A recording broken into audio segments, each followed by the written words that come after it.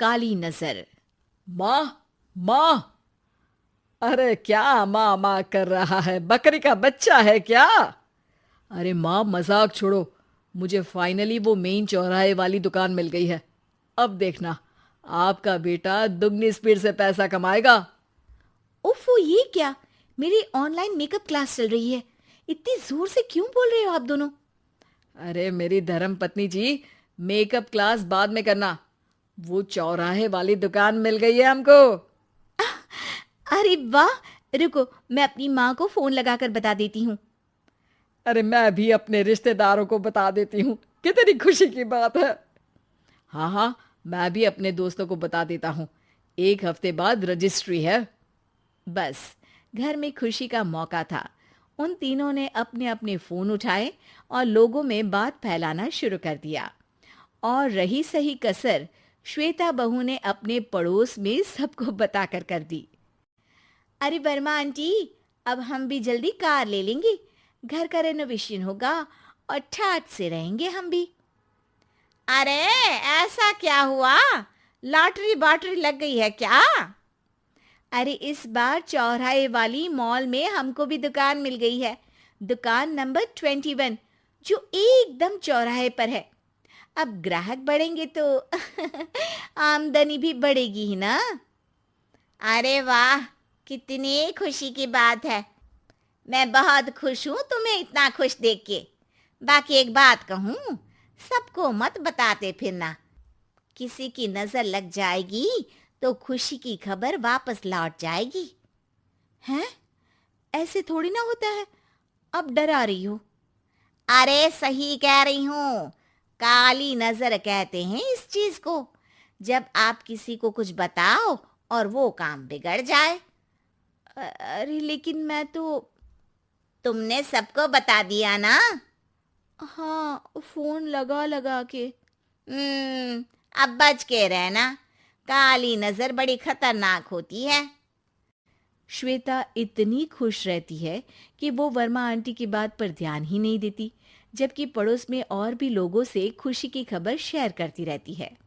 अगले दिन राजेश बहुत दुखी होकर घर आता है। अरे बेटा, क्या हुआ? मुंह क्यों सूजा हुआ है? मधुमक्खी ने काट लिया क्या? माँ, वो दुकान किसी और के पास चली गई। किसी ने ज्यादा भाव लगा दिया। अरे पर बात तो आपसे हुई थी ना उस दुकान वाले की। हाँ, आज मैं टोकन अमाउंट देने गया था, तब मुझे पता चला।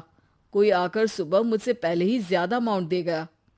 हम्म, काली नजर। क्या? क्या कहा? वर्मा आंटी ने समझाया था कि किसी को बताना मत, वरना काली नजर लग जाएगी। अच्छा, तुम्हें उनकी बात मान लेनी चाहिए थी। उनकी बात मान लेती, लेकिन उसके पहले ही सबको बता चुके थे ना हम तीनों। अरे अगली बार से ध्यान रखेंगे। कोई भी नई चीज होगी तो किसी को नहीं बताएंगे। तीनों कुछ दिन ऐसे ही रहते हैं, पर एक दिन श्वेता को एक मेल आता है। राजेश, मेरा ऑनलाइन मेकअप कोर्स कंप्लीट हो गया। अब मैं खुद का पार्लर खोल सकती हूँ। अरे वाह, अपने मोहल्ले में ही खोलते हैं। ये जो घर के सामने दुकान है ना, वहीं। हाँ, यहाँ सस्ती भी मिल जाएगी। अगले दिन श्वेता वर्मा आंटी के पास जाती है, मिठाई का डब्बा लेकर। अरे आओ आओ, कैसे आना हुआ? जोर से नहीं बोलूंगी।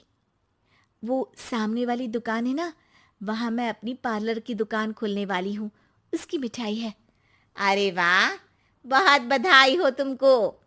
हाँ, मैं कमाने लगूंगी तो राजेश पर पूरे घर का बोझ नहीं रहेगा ना आंटी जी। ये तो है।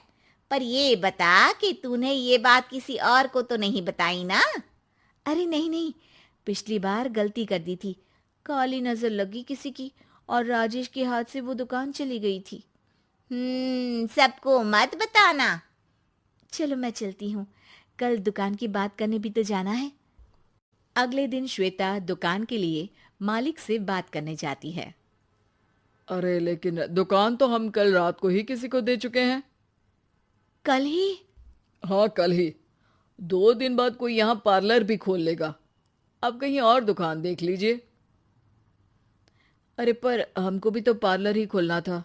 हाँ भाई, एक ही दुकान है, आधी आधी तो नहीं दे सकता ना मैं। राजेश और श्वेता घर पर हताश होकर आ जाते हैं। इस बार तो किसी को बताया भी नहीं था, अब किसकी काली नजर लग सकती है। सुनो, तुमने माँ को बताया था क्या? अरे कैसी बात कर रही हो, माँ की नजर थोड़ी ना लगेगी। पक्का तुमने किसी को नहीं बताया था ना? सिर्फ वर्मा आंटी को बताया था, उन्होंने ही मुझे किसी को नहीं बताने को कहा।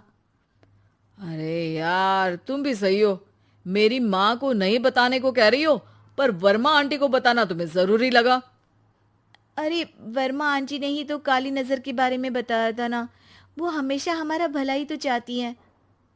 मेरी माँ भी हमारा भला ही चाहती है। अरे पर चिल्ला क्यों रहे हो, बात नहीं कर सकते क्या आराम से? नहीं आता वो आराम से बात करना, और करना भी नहीं चाहता हूं मैं। दुकान जाने का दुख गुस्से में बदल गया था और राजेश और श्वेता में बात बंद हो गई थी। 2 दिन बाद मोहल्ले में पार्लर का इनॉग्रेशन हुआ, जिसमें मोहल्ले के सभी लोगों को बुलाया गया, पर श्वेता, राजेश और माँ नहीं जाते। माँ, अंदर आ जाओ, क्या देख रही हो? अरे नया पार्लर देख रही हूं अपने आंगन से। देखो, माँ को दूसरे का सुख देखने में कितना मजा आ रहा है, मेरा दुख नहीं दिख रहा इन्हें। यहाँ मेरा पार्लर भी तो हो सकता था।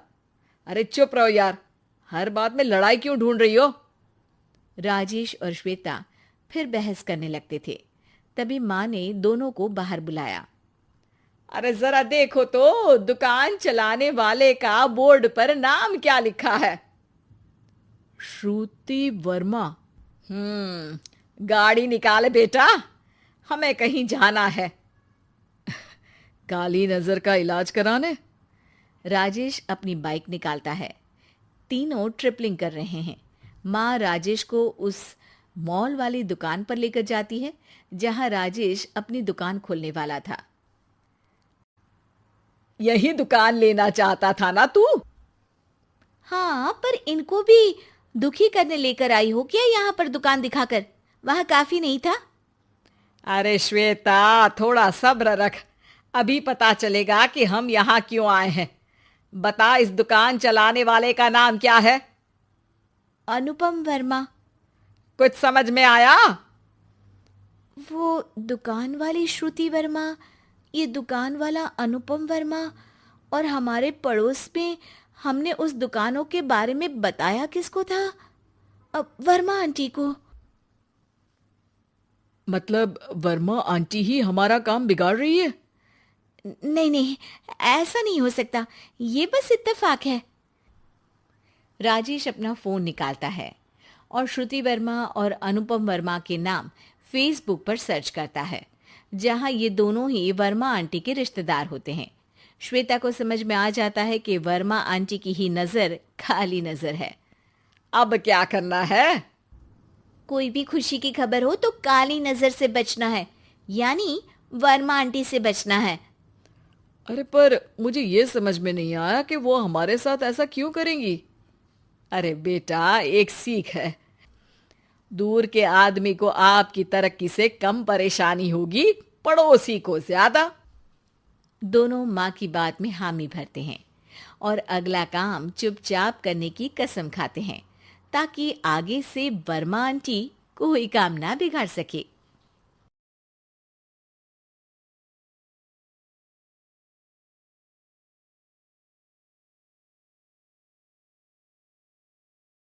हेलो। हाँ बोल। घर पर ही है ना तू? हाँ घर पर ही हूँ, क्यों क्या हुआ? तेरे घर पर आ रहा हूँ मैं। ठीक है तो चल जल्दी आ जा, खाने बैठ रहा हूँ, साथ में बैठ कर खाते। नहीं, खाना तो मैं खा चुका हूँ। हाँ तो कहीं बाहर घूमने निकलते, तू आ तो सही।